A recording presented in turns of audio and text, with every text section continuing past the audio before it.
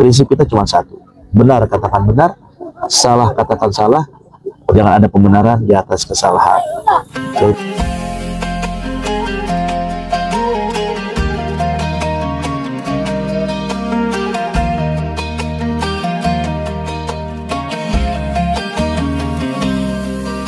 Di tanah pusaka penuh sejarah, Pangeran Aryana Tarja melangkah gagah bersama kuda putih cahaya suci, menjaga amanah, tegakkan janji. Penerus Nabi, waris Gunung Jati, langkahnya. Ya, assalamualaikum warahmatullahi wabarakatuh. Waalaikumsalam warahmatullahi wabarakatuh. Ya, nama Sultan. G. Mak, dalam perjalanan ini, Mak, kita semua itu kan penasaran, Mak, tentang pengalaman hidup Mama lah. Terus tentang perjuangan Mama selama ini. Mama kan menjadi pendobrak sejarah, yang namanya kan sejarah peteng. Ya. Coba nih, Mak, Mama jelasin deh ke masyarakat luas, apa itu sejarah peteng? Iya, sejarah peteng ini dengan nama lain sejarah gelap, ya. Gimana dalam historikalnya sejarah Kesultanan Cirebon ini ada di mana masa kegelapan, dalam arti keluarga besar kita setelah Pangeran Cakrabuana dan Sunan Gunung Jati ini dikudeta oleh abdi dalam yang berkonspirasi dengan Belanda. Dulu itu kejayaannya Kesultanan Cirebon sangat luar biasa. Setelah penembahan Girilaya, itu diambil anak mantu oleh Mangkurat I, lalu melahirkan beberapa putra. Nah, dari dua putranya, dari anak pertama dengan anak yang kedua ini kembali ke Cirebon setelah Mangkurat I wafat. Dalam perjalanannya, Sultan Sepuh I ini sebagai jalur yang tertua atau kakak yang memimpin di Kasepuhan. Itu sebenarnya Raja Cirebon itu Tuan I, ya. Hanya ada permintaan dari anak penembahan Girilaya yang kedua, itu disebutnya Sultan Amel, ya, ataupun Pangeran Badruddin, yang saat itu menginginkan posisi tahta. Nah, akhirnya oleh Sultan Agung Tirtayasa, Kesultanan Cirebon ini akhirnya dibikin dua. Pangeran Martawijaya yang jalur dari yang paling tua itu Kasepuhan, dan adiknya Pangeran Badruddin itu di Kanoman atau disebut Sultan Anom. Ya, jadi cerita tentang sejarah peteng ini merupakan cerita sejarah kelam atau sejarah yang memilukan bagi kami keluarga Kesultanan Cirebon, wabil khusus Kasepuhan, ya. Jadi Kesultanan Cirebon itu pemilik awal atau pendiri awal Pangeran Cakrabuana atau Pangeran Walasungsang, putra dari Yang Prabu Siliwangi. Nah, lalu turun tahta kepada Sunan Gunung Jati. Ini turun tahtanya Kesultanan Cirebon ini dari awal itu bukan kepada putra mahkota atau kepada garis pancer, tapi turunnya kepada jalur perempuan atau kepada keponakan. Jadi Sunan Gunung Jati nikah dengan Nyimas Pakungwati, putri dari Pangeran Cakrabuana. Jadi kalau berbicara tahta ini turun ke Sunan Gunung Jati, berarti kalau dari jalur putrinya adalah jalur perempuan dari putrinya, suami dari putrinya. Kalau dari samping itu adalah putra dari adik kandungnya Pangeran Cakrabuana, yaitu Nyimas Rara Santang yang menikah dengan Syekh Abdullah dari Mesir, ya, seorang raja di Mesir. Nah, jadi dari awal tahta Cirebon ini memang jatuhnya kepada jalur perempuan, yaitu Sunan Gunung Jati. Dalam perjalanannya turun temurun dengan sangat baik dan tidak ada masalah. Nah, terakhir di Panembahan Girilaya nih, ya, yang mendeklar sebagai Sultan Cirebon. Nah, beliau diambil oleh Amangkurat I, dinikahkan dengan putri pertama Amangkurat I. Jadi Cirebon sendiri punya darah dari Mataram dan dari Amangkurat I ya. Jadi kalau dengan keluarga di tengah, Jogja, Surakarta masih kerabat ataupun keluarga. Kita masih dari jalur yang paling tua itu dari Amangkurat I ya. Nah, dari Panembahan Girilaya menikah dengan putri dari Amangkurat I. Ini ada anak pertamanya yaitu Pangeran Martawijaya ataupun Pangeran Samsudin yang ada di Kasepuhan. Nah, yang kedua Pangeran Badruddin yang ada di Kanoman. Nah, jadi sebenarnya Raja Cirebon dari awal tuh satu. Makanya stempelnya Cirebon itu cuma satu, nggak ada dua ya. Jadi setelah tahta itu turun ke Sultan Sepuh I ataupun Sultan Martawijaya, adiknya Pangeran Badruddin ingin menjadi seorang sultan juga. Nah, akhirnya oleh Sultan Agung Tirtayasa ditengahi. Kesultanan Cirebon akhirnya dibelah dua. Dalam arti belah dua, ada satu keraton Kasepuhan, satu keraton Kanoman. Yang di Kasepuhan sendiri adalah Pangeran Samsudin atau Pangeran Martawijaya. Yang di Kanoman Pangeran Badruddin ya, atau Sultan Anom. Jadi Sultan Agung Tirtayasa ini membagi dua. Yang tua disebut Kasepuhan, yang muda Kanoman, Sepuh dan Anom. Makanya tahtanya ataupun gelarnya, gelar sultannya namanya Sultan Sepuh dan Sultan Anom. Oke. Berbicara Kanoman, biarkan nanti keluarga Kanoman yang bercerita tentang historical jenjang tahta yang di Kanoman. Mama cuma fokus pada Kasepuhan saja. Walaupun Mama dari jalur ayah itu udah Pangeran Cakrabuana. Jadi Mama kalau dari orang tua dari ayah, kakek dari ayah, Pangeran Cakrabuana, jalurnya dari Pangeran Cirebon. Lalu nenek dari ayah ke Sultan Sepuh III Kasepuhan. Kakek dari ibu Sultan Sepuh III Kasepuhan. Nenek dari ibu Sultan Sepuh III Kasepuhan. Jadi 4 jalur. Ya, Mama semuanya ke Cirebon. Oke, kembali lagi bahwa Sultan Sepuh I punya putra Sultan Sepuh II Pangeran Jamaluddin.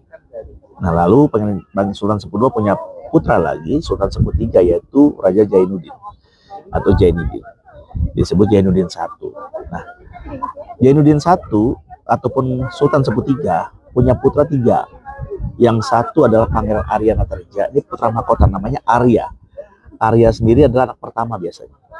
Pangeran Aryanatarja anak pertama atau putra mahkota yang seharusnya menjadi Sultan Sepuh IV. Yang kedua Pangeran Nata Angin atau Muhammad Nata atau disebut Ki Bagus Rangi. Yang ketiga adalah Pangeran Amir Sena. Nah, ini yang Amir Sena yang akhirnya melanjutkan tahta Sultan Sepuh IV. Kenapa bisa demikian? Karena Amir Sena meminta kepada kakaknya untuk dia menjadi sultan waktu itu. Akhirnya oleh Aryanatarja diberikan kepada adik tahta itu. Ya. Karena Aryanatarja merupakan mursid Satarya, karena adiknya minta dengan legowo dikasih. Oke. Tahta itu dilanjutkan Sultan Sepuh IV. Waktu itu Belanda tidak bisa melakukan intervensi terhadap Kesultanan Cirebon, tidak pernah bisa. Setelah turun dari Sultan Sepuh IV Amir Sena, turun ke putranya yaitu Pangeran Sofyuddin Matangaji. Nah, Sultan Sepuh V yang jadi Sultan Sepuh V, mulailah gejolak itu terjadi. Pangeran Matangaji disebut gelar Matangaji karena matang dalam mengaji. Ada sebuah narasi fitnah bahwa Matangaji dibunuh karena gila. Logikanya masa beliau menjabat kurang lebih 16 tahun, masih dianggap gila. Sedangkan dia ini adalah murid dari Pangeran Aryanatarja, yaitu murid Satarya. Makanya gelarnya Matangaji. Jadi Pangeran Sofyuddin Matangaji. Nah, beliau di tahun 1768 beliau dikudeta oleh abdi dalamnya yang namanya Ki Muda alias Hasanuddin atau Hasanuddin alias Ki Muda. Siapa sih Hasanuddin dan Ki Muda? Nah, Ki Muda ini sebenarnya adik dari istrinya Sultan Amir Sena. Jadi Sultan Amir Sena punya istri. Ini dari luar nih, bukan bangsawan Cirebon, dari luar, dari Telaga konon ceritanya. Ini dia adiknya ini yang selalu ngabdi kepada Sultan Sepuh IV, ajudan lah bisa dibilangnya. Turun ke Matangaji sama mendampingi. Ya. Jadi kalau narasi Ki Muda turunan bukan.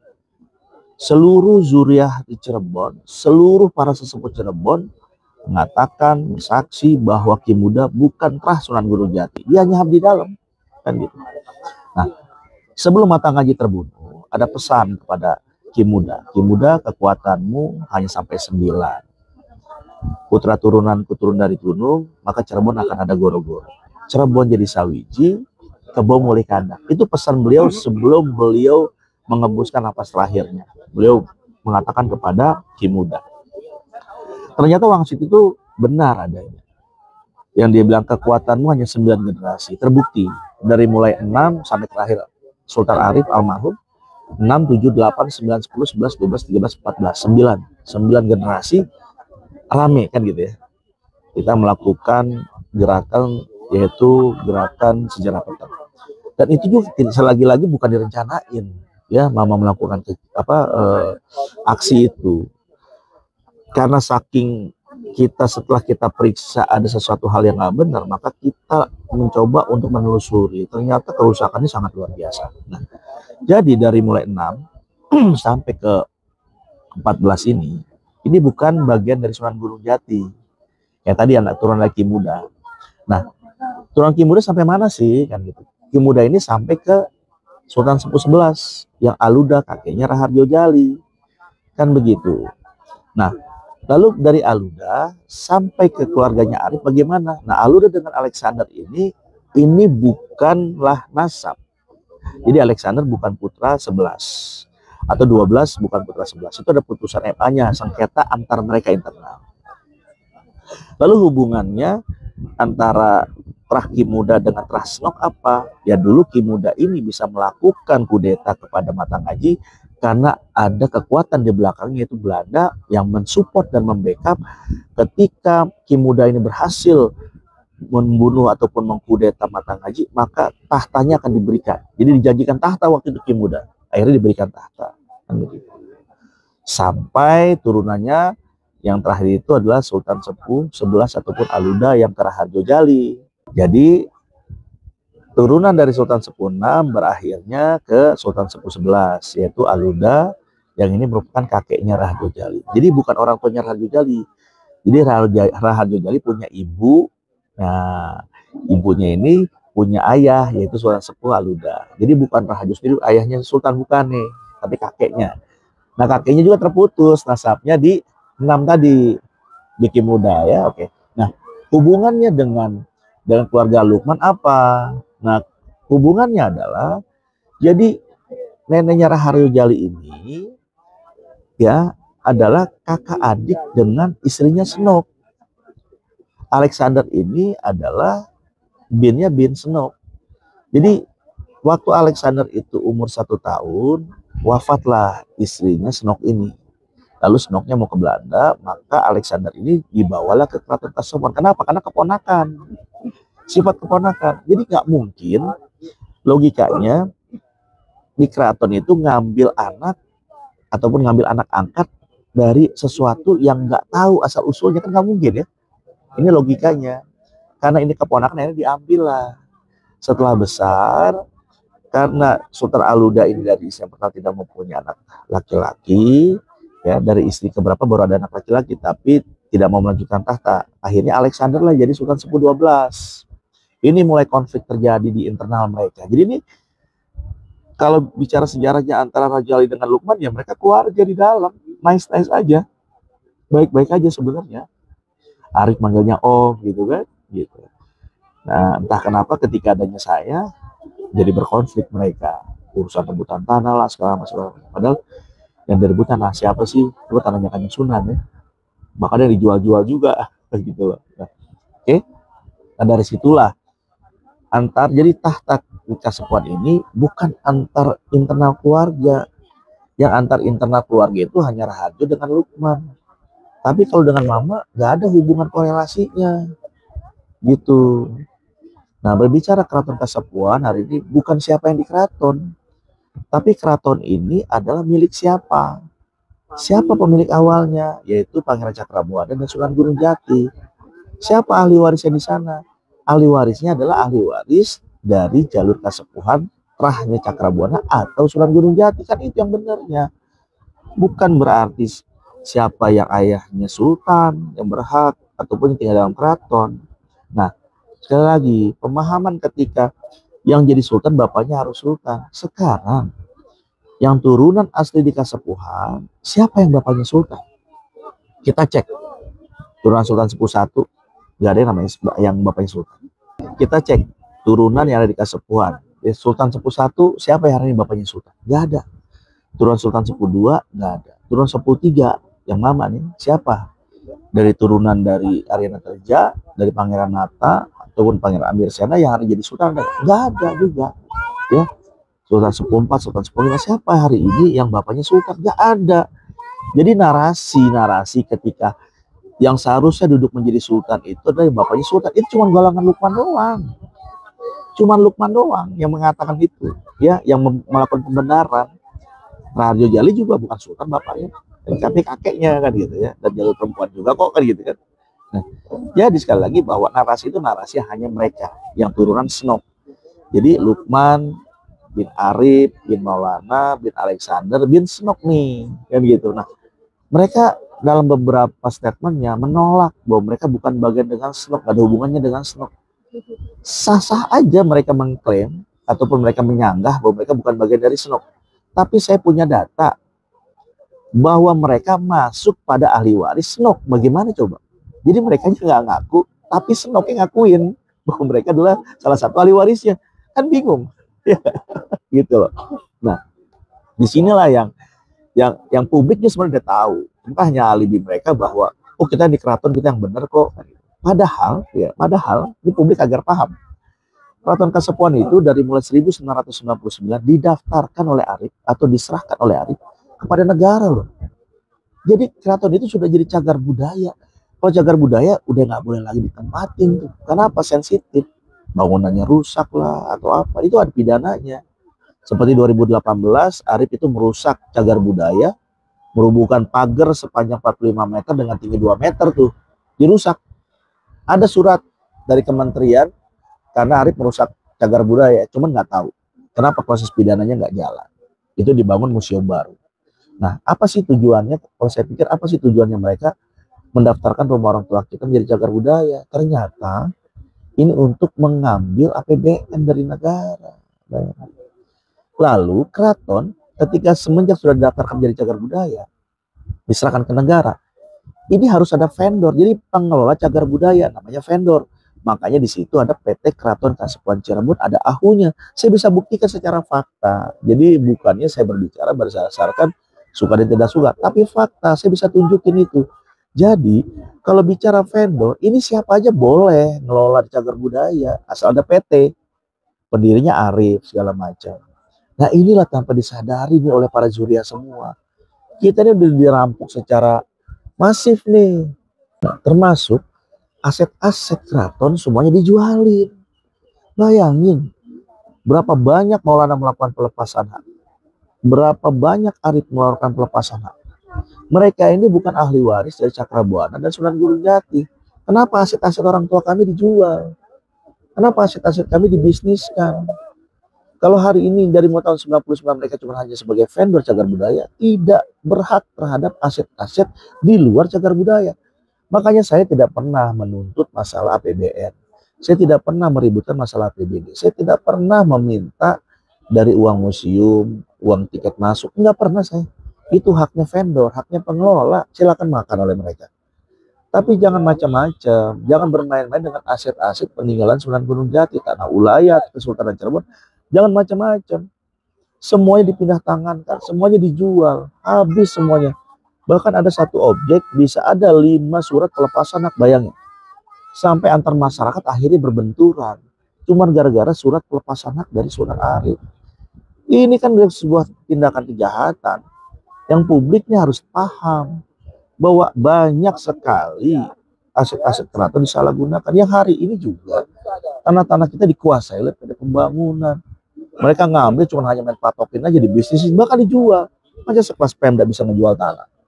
Apa dasarnya apa? Perda nomor 7 tahun 73 pasal 4 huruf E. Apakah itu dasarnya? Menguasai, menertibkan lahan-lahan yang belum jelas statusnya. Di Cirebon itu nggak ada tanah yang tidak berstatus. Semuanya tanah ulayat Kesultanan Cirebon ada ahli warisnya. Ini yang memang saya harus kritisi dan beresin nih. Makanya bagi Pemkot ya Cirebon, ya kota Cirebon, ya Kabupaten Cirebon, hati-hati. Kuningan, Majalengka, Indramayu, ini tanah-tanah aset ulayat semua. Cianjur, Banjar, Pangandaran, ini wilayah tanah ulayat Kesultanan Cirebon semua loh. Saya punya buktinya. Peta rinci landform atau cut dari Belanda 1811, 1857. Lalu SK Presiden 1937, itu semua milik Kesultanan Cirebon. Jadi kepada para pihak saya ingatkan, hati-hati dalam menguasai lahan kami. Dalam konstitusi, negara tidak memiliki tanah, hanya menguasai dan mengelola. PP 18 2021 pasal 98 ayat 2, tanah swap lagi dikembalikan kepada pemilik awal untuk dikelola dengan swap lagi. Hari ini kami Kesultanan, saya ingin ambil kembali untuk dikelola bersama masyarakat adat kami. Untuk apa? Membantu program Presiden untuk pencapaian kemakmuran, swasembada pangan, ketahanan pangan. Ini yang saya harus lakukan hari ini. Saya ingin punya peran. Walaupun saya tidak perlu kekuasaan dari negara ini, tetapi saya sebagai sultan, saya masih punya otoritas terhadap Kesultanan Cirebon, masih punya kedaulatan atas Kesultanan Cirebon. Hanya kami tidak memanajemenkan, tidak mengatur secara administrasi. Itu tugasnya pemerintah Indonesia. Tapi Kesultanan Cirebon, kita cuma hanya bagaimana memanajemen ekonomi masyarakat adat kami agar bisa berkembang, bisa sejahtera sesuai dengan pasal 33 dalam Undang-Undang Dasar 45. Oke, terus Mak, harapan Mama nih Mak mengenai konflik yang terjadi nih Mak. Terus untuk masa depan Keraton Kesultanan Cirebon, terus bagaimana Cirebon menjadi sawiji atau menjadi satu dan akhirnya bisa membangkitkan kembali Cirebon, mengembalikan lagi marwah Kanjeng Sunan Gunung Jati dan Pangeran Cakrabuana. Ini sangat, kalau dibilang ini tujuan luhur Mak, niatan luhur, amanah gitu Pak. Gimana Pak? Iya, harapan Mama sangat besar sekali bahwa keluarga besar Kesultanan Cirebon bisa bersatu semuanya. Karena hari ini bukan kita lebih mengedepankan ego ya, lebih mengedepankan saya yang lebih berhak yang berada di Cirebon, mau Pangeran Kuda Putih di Kuningan, gitu. Bukan itu. Tapi ada tugas dan tanggung jawab kita semua sebagai turunan dari Sunan Gunung Jati dan Mbah Kusangkan. Bagaimana masyarakat kita, masyarakat adat kita yang ada di wilayah Kesultanan Cirebon, ya, khusus di Cirebon dan sekitarnya, ini bisa diperhatikan, bisa diperjuangkan hak-haknya menuju kesejahteraan kemakmuran. Lalu kita keluarga besar di Kesultanan Cirebon ini harusnya kita tidak seperti ini keadaannya. Memprihatinkan, dari sisi ekonomi juga kita sedikit kesulitan, dalam langkah kita sulit. Kita ini cuman hanya tanpa disadari loh, tanpa disadari kita ini bagaikan akar dalam tepuh. Kita diadu domba satu dengan yang lainnya. Dibikinlah kita bawa yang Cirebon nyerang ke Mama segala macam, mencari kesalahan ini itu ya. Kita disibukkan cuma ranah itu, sedangkan aset telur kita hari ini dinikmati oleh mereka-mereka pihak ketiga, oleh pengembang yang kita tidak pernah mendapatkan apapun. Jangan-jangan ada dari keluarga kita juga menerima kompensasi. Berapa sih hanya kompensasi sekedarnya? Bukan itu. Seluruh aset kita ini kaya loh. Kita ini besar. Ada gunung, ada sumber minyak, ada lautan, ada yang dipakai dengan apa namanya oleh bisnis yang lain. Ini wilayah Kuningan, lihat hamparan bentangan Kesultanan Cirebon. Ya, gunung hari ini dikuasai oleh TMGC, ya, yang seharusnya ini adalah dikuasai dikelola Kesultanan Cirebon. Bayangin, kita sebagai ahli warisnya nggak bisa berbuat apa-apa. Kita nggak bisa nikmatin apa-apa. Hari ini saya berjuang untuk apa? Untuk keluarga besar, untuk mengembalikan marwah leluhur kita. Bagaimana kita bisa memperhatikan rakyat kita yang susah. Hari ini rakyat kita datang, rumahnya rubuh, kita nggak bisa bantu apa-apa. Disebutnya Indosemen ada di wilayah Kesultanan Cirebon, menggunakan tanah kita, mengambil tanah kita. Kita nggak bisa dapat CSR dari semen aja, kita nggak bisa dapat, bayangin. Ya, sebulan misalnya Kesultanan Cirebon dapat 1000 sak misalnya dari Indosemen. Kita bisa bagi-bagi tuh ke masyarakat kita yang membutuhkan, yang rumahnya rubuh, utilau segala macam. Kita nggak bisa apa-apa. Belum lagi masyarakat yang susah, yang di bawah garis kemiskinan, kita nggak bisa bantu juga. Lalu bagaimana dengan minyak? Bensinnya diambilin, gasnya diambil, bahkan dikorupsi. Kita ke Sultan Jawa nggak dapat voucher bensin aja, gitu loh. Lautnya belum lagi. Ayo dong, kita keluarga besar, darah-darah Pangeran Cakrabuana Sunan Gunung Jati. Kita ini jiwa pejuang, bukan jiwa pecundang. bangkit kita untuk membangkitkan untuk ekonomi kita. Kita kelola semua aset kita. Ayo bersama, kita duduk bersama, kita pikirkan. Kita bikin manajemen yang kuat. Kesultanan Cirebon. Bagaimana kita membagi porsi, kita atur dengan yang baik. Gak berbicara bahwa kita yang tua, ini yang muda, enggak. Ayo kita sebagai pemikir, sebagai pemimpin masyarakat adat kita ini, ayo sama-sama duduk. Kita memikirkan bagaimana kita harus maju, bukan pada ranah kebencian, suka dan tidak suka. Mau sampai kapan? Aset kita banyak hari ini diserap oleh orang lain, dinikmati orang lain. Kita sibuk membenci saudara kita. Ya, saya kalau soal kesepuhan, saya cuma menitip pesan kepada mereka. Sadarlah, kalian tuh sudah cukup lama menikmatinya. Ya, baik dari pihak Lukman, daerah Harjo, udahlah. Kalian dijual-jualin tanah. Saya dengar kabar tadi 70 hektar Harjo mau menjual tanah.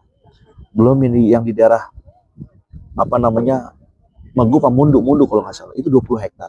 Yang Raharjo Jali jual kepada grupnya Aris Triyono.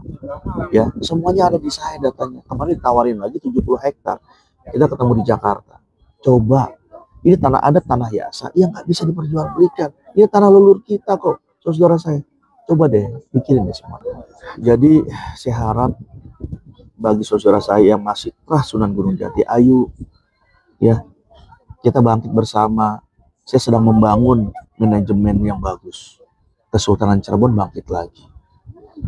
Saya kenapa lebih banyak saya turun ke masyarakat? Karena masyarakat rindu terhadap sentuhan kita, rindu perhatian dari kita. Mereka nggak minta apa-apa, mereka cuma minta diperhatikan, didengar aspirasinya. Walaupun hari ini kita pun masih tersiok-siok ya untuk bisa menyentuh masyarakat kita. Kita masih merapikan manajemen, ya, membangkitkan manajemen Kesultanan Cirebon yang kuat, yang profesional. Bagaimana Kesultanan Cirebon ini bisa memegang lagi sektor ekonominya, bisa maju. Ini yang saya mau. Saya yakin kok keluarga saya banyak orang-orang hebat. Saya yakin saudara saya banyak orang-orang pintar.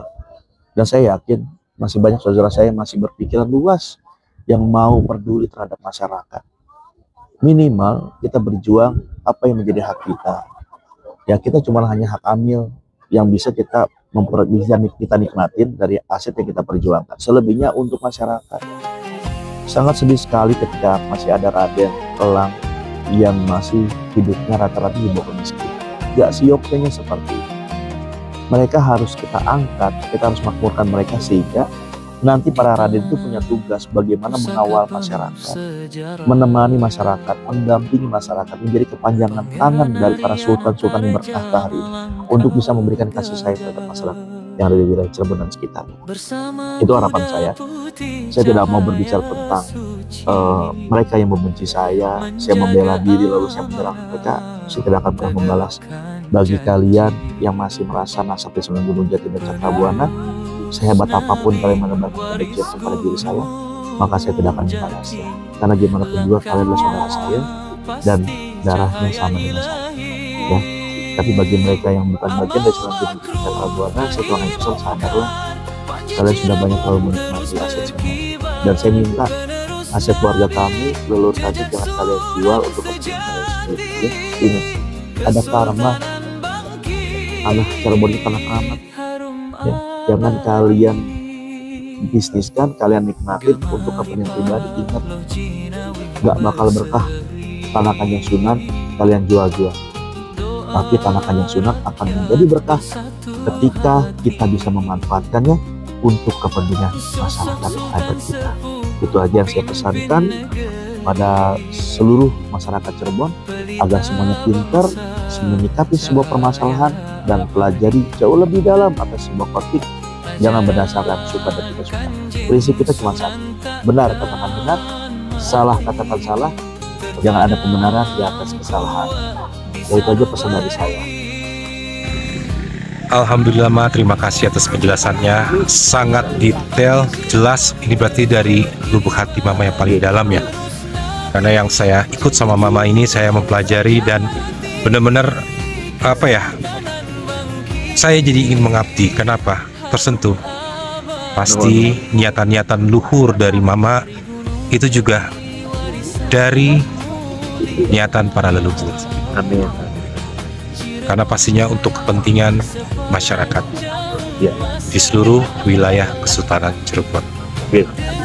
Pastinya Cirebon harus Sawiji, masyarakat Kesultanan Cirebon harus makmur, gemah ripah Lor Jinawi, dan kita jalankan visinya ataupun pesannya Kanjeng Sunan ingsun titip pada belakang miskin. Bersatunya Cirebon, bangkitnya Kesultanan Cirebon, bangkitnya ekonomi Nusantara. Terima kasih. Assalamualaikum warahmatullahi wabarakatuh. Sampurasun. Rampes. Oke, jangan kemana-mana. Nanti akan berikut kita akan terus bertanya kepada Sultan, bukan hanya Cirebon tapi tentang Nusantara, kebangkitan Cirebon untuk Nusantara di konten Tanya Sultan. Assalamualaikum warahmatullahi wabarakatuh.